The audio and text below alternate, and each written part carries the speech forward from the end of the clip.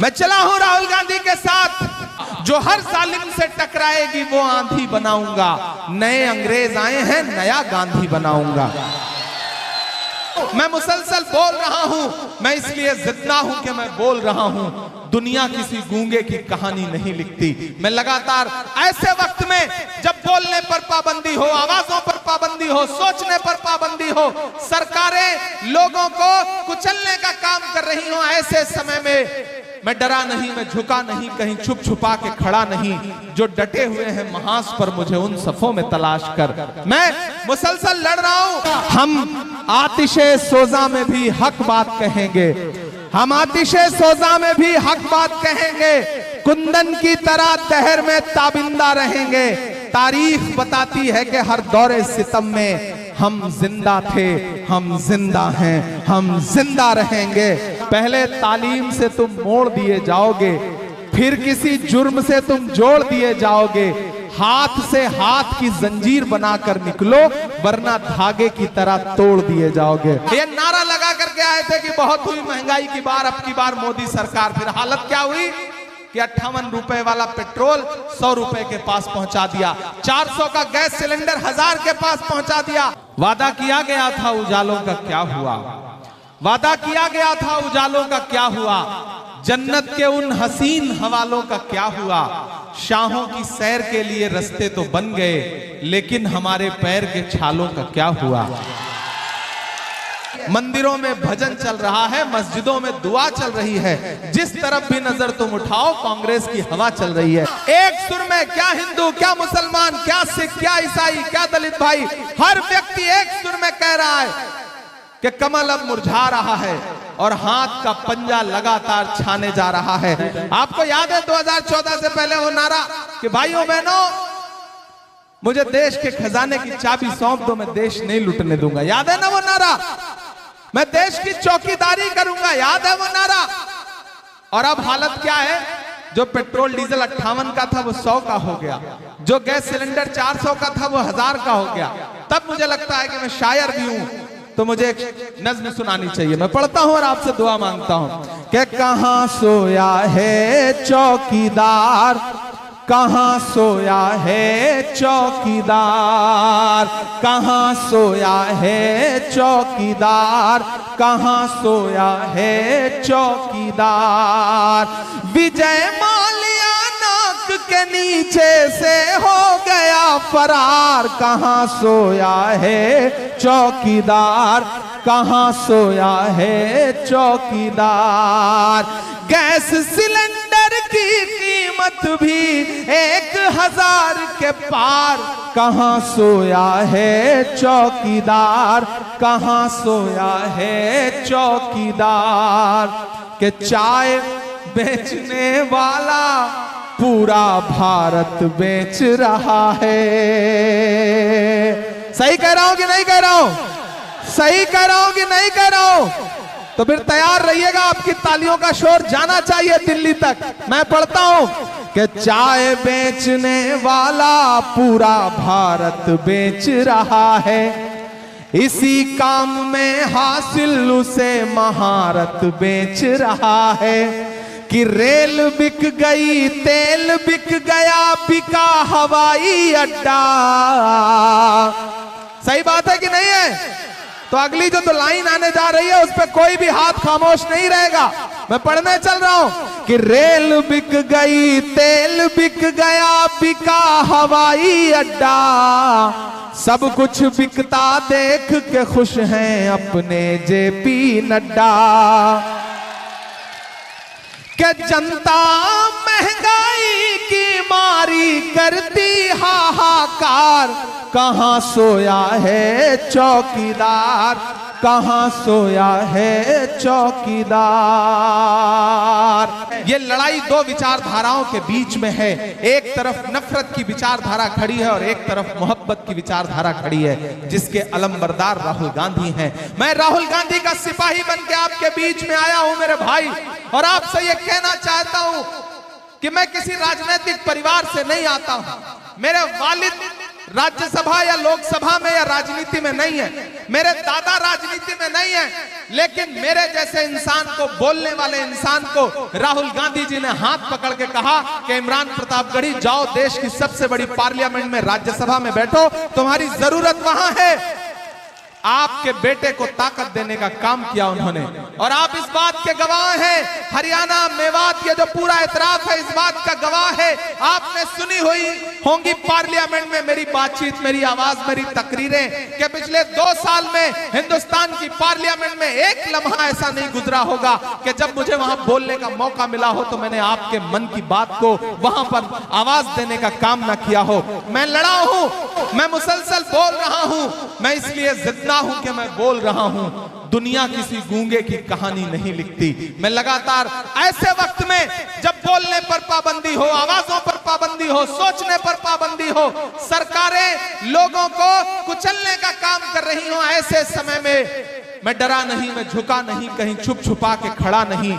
जो डटे हुए हैं महास पर, मुझे उन सफों में तलाश कर। अब जहां है जैसे वैसे बैठे रहे, मुझे गिराइएगा मत, क्योंकि आजकल गिराने में ज्यादा लोग लगे रहते हैं, लेकिन आपकी दुआ जिसके साथ हो उसे कोई कैसे गिरा सकता है। मैं गिरा और न मेरे गुंबदों मीनार गिरे, मुझको कुछ लोग गिराने में कई बार गिरे। तो यह सिलसिला तो चलता रहेगा। गांव गांव में चले जाओ, लोग एक ही बात कह रहे हैं कि इस बार भाजपा के लिए कुछ भी नहीं है। हाथ का पंजा कमल के फूल को उखाड़ के किनारे रख देगा तालाब से, इसमें कोई दो राय नहीं है। बहुत बुलंद फजा में तेरी पतंग सही, मुझे पता है मगर डोर किसके हाथ में है। दिल्ली में कौन बैठ करके डोर घुमा रहा है हमें पता है। ये इलेक्शन डेवलपमेंट का इलेक्शन है। भाजपा बांटने की राजनीति करती है, कांग्रेस पार्टी बांटने की राजनीति नहीं करती। मेरे भाई, मैं जब दिल्ली से चला और इन रास्तों पर चलता हुआ यहां पहुंचा तो मेरी आंखों में भारत जोड़ो यात्रा का वो मंजर तैर रहा था कि जब इन्हीं सड़कों पे सुबह सुबह 5 बजे 6 बजे कोहरे में एक शख्स कन्याकुमारी से चलता हुआ लगातार अपने पैर के छालों की परवाह किए बगैर एक नारा लगाता हुआ जा रहा था कि नफरत के बाजार में मोहब्बत की दुकान खोलनी है। एक नारा लगा रहा था कि नफरत छोड़ो, भारत जोड़ो। उस इंसान का नाम है राहुल गांधी। मैं चला हूं राहुल गांधी के साथ, फौज वालों। जब मैं राहुल गांधी के कंधे से कंधा मिला के भारत जोड़ो यात्रा में चल रहा था तो लोग मुझसे कहते थे कि इमरान साहब आप तो शायर हैं, आप क्या कहेंगे, आप राहुल गांधी को चलते हुए देख रहे हैं। तब मैं कहता था कि जो हर जालिम से टकराएगी वो आंधी बनाऊंगा, जो हर जालिम से टकराएगी वो आंधी बनाऊंगा। नए अंग्रेज आए हैं, नया गांधी बनाऊंगा।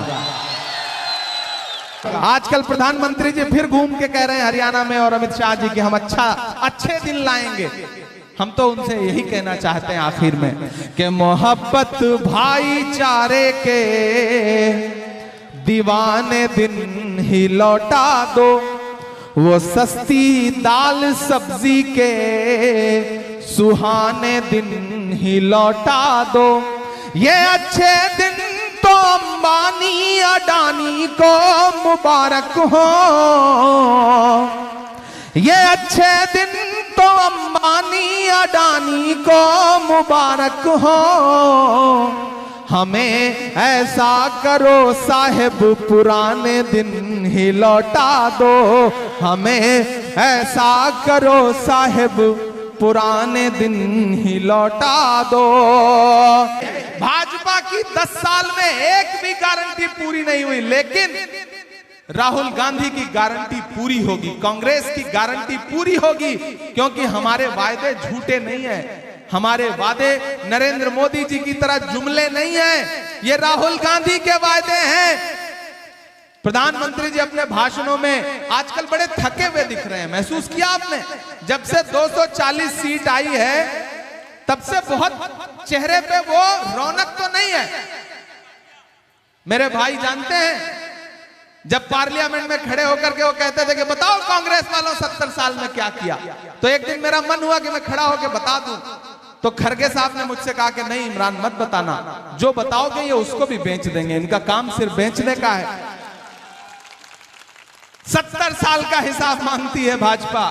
अरे मैं धौज में खड़ा होकर के भाजपा वालों से कहना चाहता हूं कि जो सरकार अपना चलाया हुआ 2000 का नोट 7 साल नहीं चला सकी, वो हमसे 70 साल का हिसाब मांगती है। ये झूठे लोग हैं, इनके किसी झूठ में मत आना। मैंने कहा ना, ये लड़ाई सीधे कांग्रेस की सरकार बनाने की लड़ाई है और भाजपा को सरकार से उखाड़ फेंकने की लड़ाई है। कि आप तो इस बात पर ईमान रखते हो ना कि मजदूर का पसीना सूखने से पहले उसकी मजदूरी उसे दे देनी चाहिए। रखते हो ना इस बात पे ईमान? मैं तो रखता हूं कि मजदूर का पसीना सूखने से पहले उसकी मजदूरी उसे दे देनी चाहिए।